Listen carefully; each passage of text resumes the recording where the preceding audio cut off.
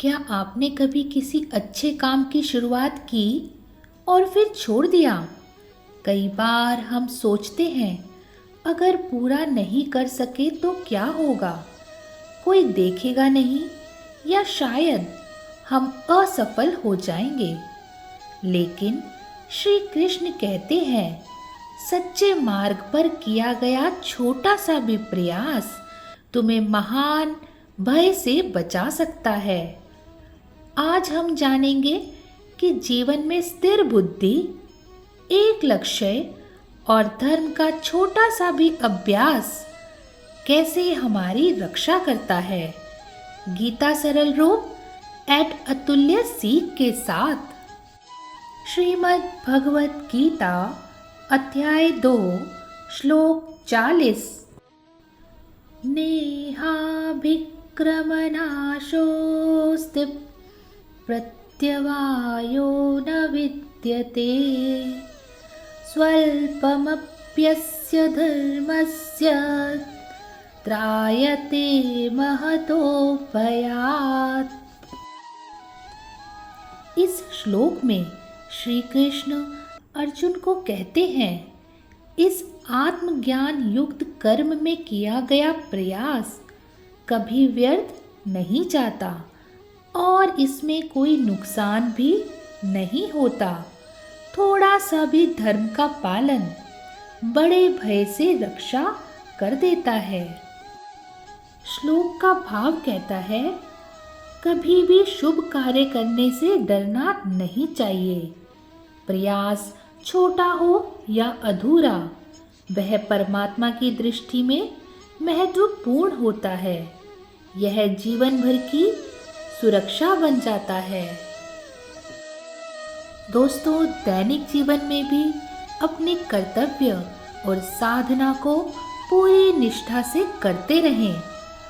अधूरा भी हो फिर भी शुरू करना शुभ है। हमारे जीवन की समस्या, मैंने कई कोशिश की, बार बार विफल हुआ। समाधान श्री कृष्ण कहते हैं, सच्चा प्रयास कभी व्यर्थ नहीं जाता।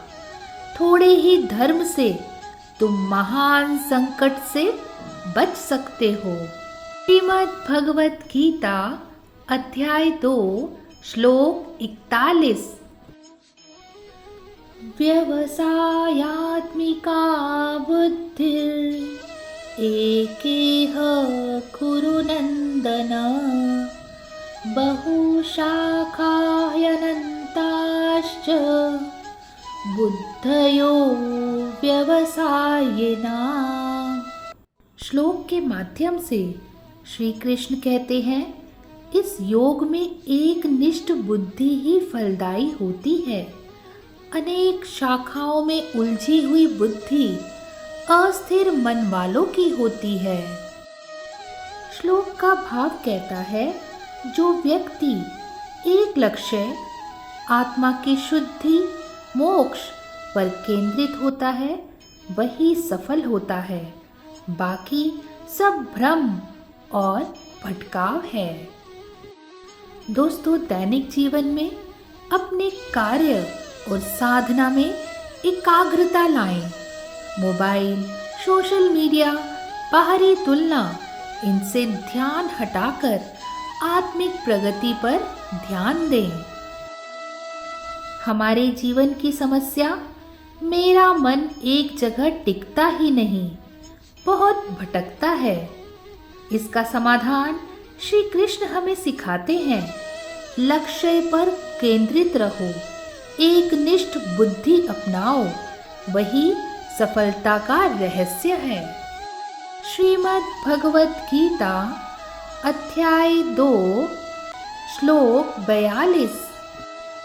यामिमां पुष्पितां वाचं प्रवदन्त्य विपश्चितः वेदवादरता पार्थ नान्यदस्तीति वादिनः।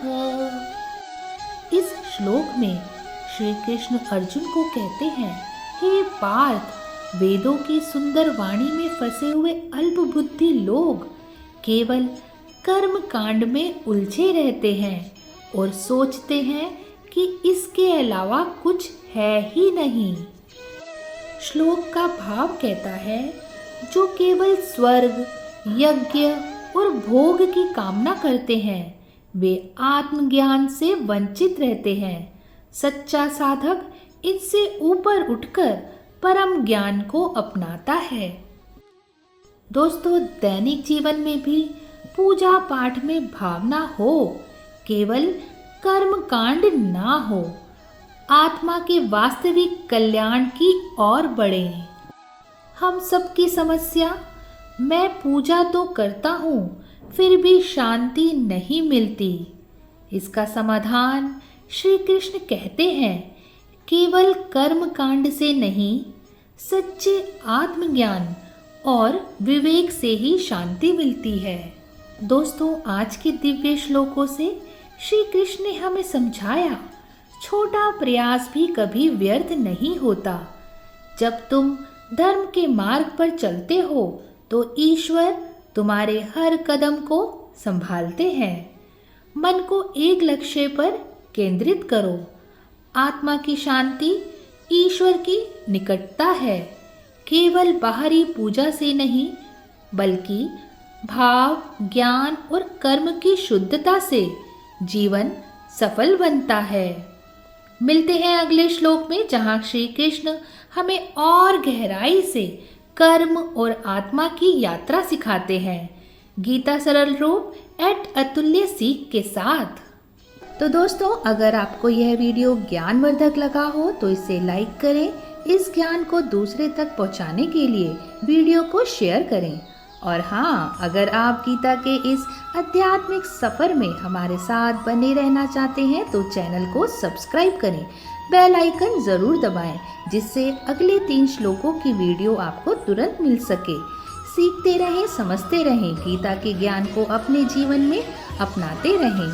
जय श्री कृष्ण।